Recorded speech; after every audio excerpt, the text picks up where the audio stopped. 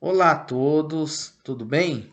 Eu sou Isaac Palma e você está no canal da Igreja Evangélica Presbiteriana em Vilhonice.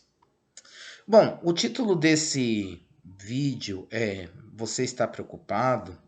Você está preparado? E eu quero hoje trazer aqui uma mensagem fazendo um paralelo com o livro de Apocalipse a respeito das coisas que têm acontecido no mundo.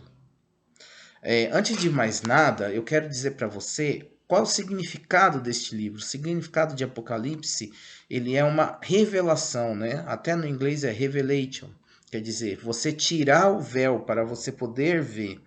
Trata-se de um livro profético que conta a história da igreja, que foi dado essas revelações ao apóstolo João quando ele estava preso na ilha de Patmos. E apesar de muitas vezes nós relacionarmos Apocalipse ao futuro, ou muitas vezes filmes de Hollywood, ou cenas de terror, ou algo que não dá para entender de jeito nenhum, eu quero dizer uma coisa para você. O livro de Apocalipse, ele é um livro histórico e é um livro que revela, acima de tudo, a vitória de Cristo e da sua igreja. Então eu peço para você, este vídeo pode ser que demore um pouquinho mais, uns 10 minutinhos, mas ele é muito importante que você veja até o final. Eu quero que você abra aí a sua Bíblia, nós não leremos esse capítulo 5, mas aqui está falando o livro e o cordeiro. Que livro é esse? É um livro que tem a história da humanidade. E o cordeiro, ele é o único digno de abrir este livro. Por que que é importante entendermos esse capítulo 5? Para propriamente entrar no assunto deste vídeo. Você está preocupado com a situação do mundo, guerra, fome, inflação, tantas coisas ruins acontecendo? É importante que você entenda o capítulo 5 e seja Apocalipse. Então, no 5 é dado um livro, quem era digno de abrir? Somente o Cordeiro. Quem é esse Cordeiro? Jesus Cristo. Ou seja, Jesus Cristo tem a história da humanidade nas mãos. Leia depois o capítulo 5 com mais calma. Eu vou virar às vezes aqui para fazer a leitura, mas se for o caso, vai pausando esse vídeo, vai vendo com calma. É muito importante que você veja esse vídeo com atenção e até o final.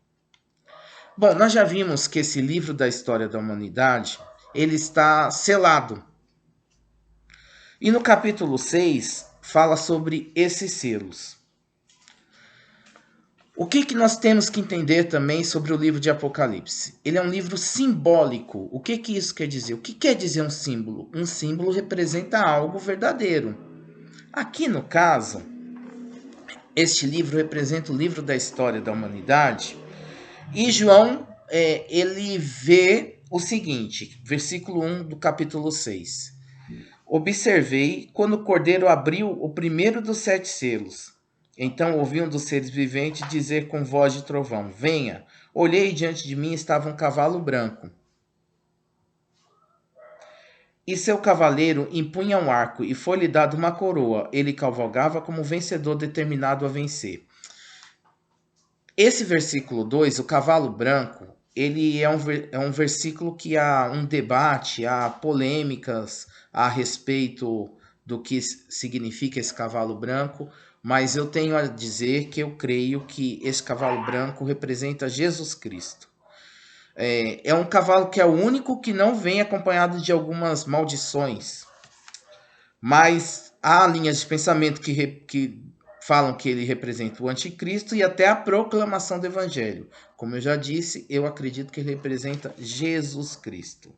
Mas agora vamos para o segundo selo, que é no versículo 4, que diz assim: Então saiu outro cavalo, e este era vermelho. Seu cavaleiro recebeu poder para tirar a paz da terra e fazer que os homens se matassem uns aos outros. Cada vez que ia abrindo um selo, saía um cavalo, uma representação desse cavalo. E nesse caso aqui, este cavalo vermelho representa a guerra. Quarto, vamos agora para o terceiro selo, que diz assim, no versículo, o terceiro selo, está aqui. Quando o cordeiro abriu, versículo 5. Quando o cordeiro abriu o terceiro selo, ouvi o terceiro ser vivente dizer: Venha. Olhei e diante de mim estava um cavalo preto. Seu cavaleiro tinha na mão uma balança. Então ouvi o que parecia uma voz entre os 4 seres viventes dizendo: 1 quilo de trigo por 1 denário, 3 quilos de cevada por 1 denário, e não danifique o azeite e o vinho. Esse versículo ele é muito importante, porque hoje nós vemos no mundo um cenário de fome e um cenário de inflação. Talvez aí na sua casa você tenha comida, mas muitas pessoas não têm. E esse cenário de inflação não é somente no Brasil. Eu cresci na década de 80, então tinha inflação sim, né, vocês se lembram, mas era muito concentrado em países subdesenvolvidos. Países desenvolvidos não, mas hoje a inflação atinge o mundo. E o interessante aqui é que ele faz o quê? A visão retrata o seguinte, inclusive a inflação. Então ouviu que parecia uma voz entre os 4 seres viventes dizendo: 1 quilo de trigo por 1 denário. Isso quer dizer o quê? A pessoa trabalhar um dia inteiro, o valor de um dia inteiro para comprar apenas 1 quilo de comida, 1 quilo de trigo, e depois 3 quilos de cevada por 1 denário. Quer dizer, um alimento de qualidade inferior que dá para se sustentar ainda menor, e isso tem acontecido, as pessoas têm comprado alimentos de qualidade inferior. Mas olha só que importante aqui. E não danifique o azeite e o vinho. Muitas pessoas passam fome, mas os ricos não. Essa questão que está escrita aqui, azeite e vinho, são alimentos nobres. E os ricos não estariam perdendo estes alimentos, mesmo com a inflação, mesmo com a fome assolando o mundo. Então, o problema mundial é falta de alimento? Não. É falta de disponibilidade, de poder de compra das pessoas adquirirem estes alimentos. Se isso não for hoje, se o que está escrito aqui não for para hoje, eu não sei mais o que é. Está muito assim claro até essa situação. Então nós já vimos que primeiro o cavalo branco, depois o vermelho que representa a guerra. Hoje mesmo nós estamos com a guerra lá entre a Rússia e a Ucrânia. Qual é o grande lance lá? Não são os fertilizantes que eles exportavam ou a terra lá da Ucrânia? Olha o mundo como está sofrendo com essa questão de crise de exportação de fertilizantes. A guerra gera o quê? A fome. E o que ela gera também? A morte, que é o 4º selo, que é o cavalo amarelo, que diz assim: quando o cordeiro abriu o 4º selo, versículo 7, ouvi uma voz do 4º ser vivente dizer: Venha. Olhei e diante de mim estava um cavalo amarelo. Seu cavaleiro chamava-se Morte, e o Hades o seguia de perto. Foi-lhe dado poder sobre 1/4 da terra para matar pela espada, pela fome, por pragas e por meio dos animais selvagens da terra. Então há uma consequência, uma sequência das coisas. Primeiro, a guerra, a fome e a morte. E continua. No versículo 9 e 10, relata as almas que estão no céu. E essas almas, no versículo 10 diz assim: elas clamavam em alta voz: até quando, ó soberano, santo e verdadeiro, esperarás para julgar os habitantes da terra e vingar nosso sangue? Essa vingança não é uma vingança pessoal, mas é algo da justiça que vem de Deus. E outra coisa importante, já respondendo algumas perguntas que as pessoas fazem: quando morremos, a nossa alma fica ativa, e aqui essas almas estão ativas no céu. Você não fica dormindo, você não fica procurando almas para encarnar de novo, ou seja, a reencarnação, e você você, debaixo do sangue do Cordeiro, salvo por Cristo Jesus, está ativo no céu.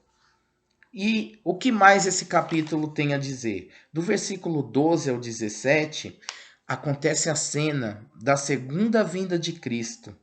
É uma cena dramática, é uma cena do juízo final. Mas aí não tem mais apelação, não tem mais volta. Aqui nós vemos os poderosos buscando a morte, no versículo 16, eles gritavam às montanhas rochas, caiam sobre nós, e esconda-nos da face daquele que está sentado no trono e da ira do Cordeiro. Veja, Jesus hoje é nosso advogado. Um dia ele voltará como juiz, e é essa mensagem que eu tenho para deixar para você. Essas coisas nos preocupam, certamente. O que acontece no mundo ao redor atinge a nossa vida, mas você está preparado? Você está preparado para a vinda de Jesus? Essa é uma mensagem que muitos não querem ouvir ou não querem aceitar, mas ela está mais clara do que o sol. Os sinais hoje, eu lendo esse texto aqui, dá para perceber claramente do que está acontecendo no mundo. Então, se prepare para a vinda de Jesus. Aí você pode se perguntar: como eu vou me preparar? Tendo Jesus hoje como seu advogado. Ele virá como juiz. Perante um juiz, uma pessoa sem advogado, tem alguma chance? Não. Então hoje você pode reconhecer Jesus como seu suficiente Salvador e crer que ele é seu advogado. E lá no juízo, se nós estivermos aqui no dia da segunda vinda de Cristo, que acontecerá, nós estaremos vendo as coisas acontecer, subiremos ao céu, mas nós subiremos com nosso advogado.